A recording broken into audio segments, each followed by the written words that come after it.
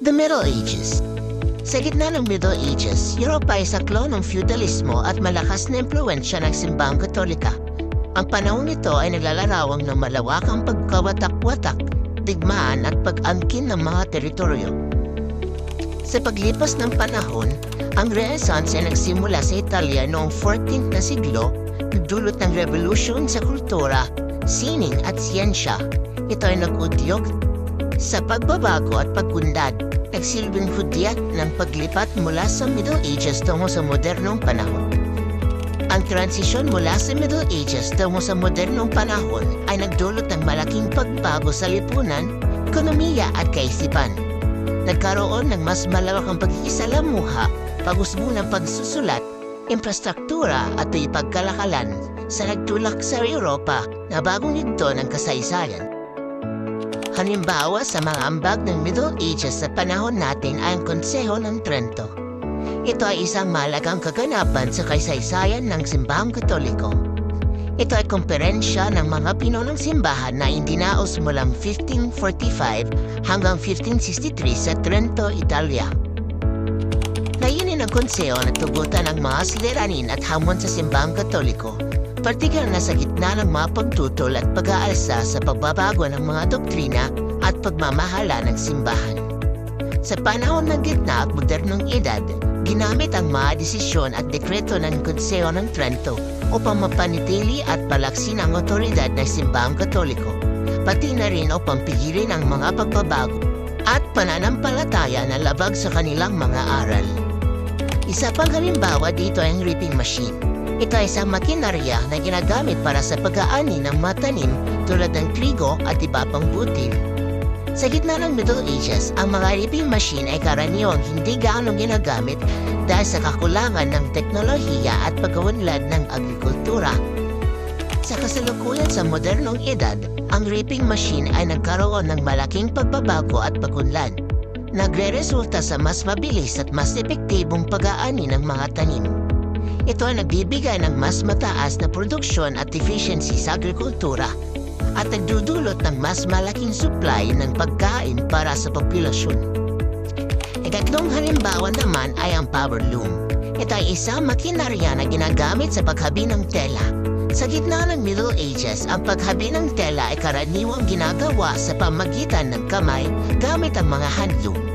Ang paggamit ng power loom ay nagdulot ng malaking pagbabago sa proseso ng paghabi sa pamamagitan ng pagbibigay ng mga mabilis at mas epektibong paraan ng paggawa ng tela. Sa kasalukuyan sa modernong edad, ang mga power loom ay patuloy na ginagamit sa mga pabrika at manufacturing plants upang mapadali at mapabilis ang produksyon ng tela.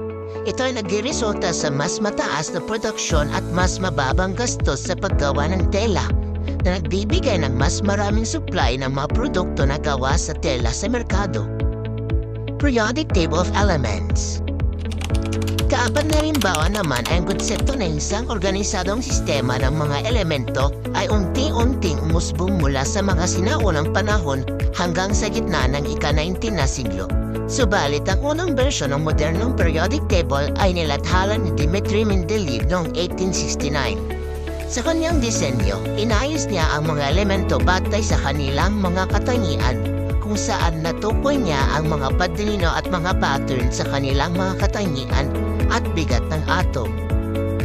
Sa modernong panahon, ang periodic table ay nagpatuloy na nag-i-evolve sa pamagitan ng mga pag-aaral at pagtuklas ng bagong elemento at kanilang mga katangian. Ang sistema ngayon ay batay sa mga teorya ng atom at quantum mechanics na nagbibigay daan sa mas detalyadong pag-unawa at kalugan sa bawat elemento at kanilang mga katangian. Ito ay naging pangunahing instrumento sa kemistriya, pisika at iba pang mga siyensyang pangkalikasan na nagtutulak sa pag-unlad ng teknolohiya at pang-ekonomiyang pag-unlad. Maliban sa mga pisikal na halimbawa ng mga ambag mula sa Middle Ages hanggang sa Modern Age, mayroon din isang kritikal at mahalagang halimbawa na nagbago sa ating ekonomiya para sa kabutihan, at iyon ay ang pag-unlad ng gender equality. During the Middle Ages, ang konsepto ng gender equality ay malayo sa pangunahing usapan. Sa lipunan ng Middle Ages, ang mga kababaihan ay karaniwang itinuturing na mas mababa kaysa sa mga lalakihan at mayroon silang limitadong mga karapatan at oportunidad. Ang kanilang mga tungkulin at responsibilidad ay madalas na nakatali sa mga gawaing bahay at pangangalaga ng pamilya. Sa ngayong panahon, ang kampanya para sa gender equality ay lumalakas. Ito ay nagreresulta sa mga batas at patakaran na naglalayong magbigay ng pantay na karapatan at oportunidad para sa mga kababaihan at kalalakihan.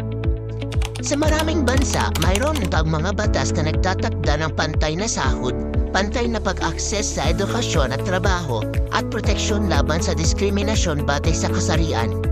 Bagaman may mga hamon pa rin sa pagtampok ng ganap na gender equality, ang pag-unlad ng kamalayan at pagkilos ay nagtutulak sa lipunan patungo sa mas pantay at mas makatulungan na lipunan.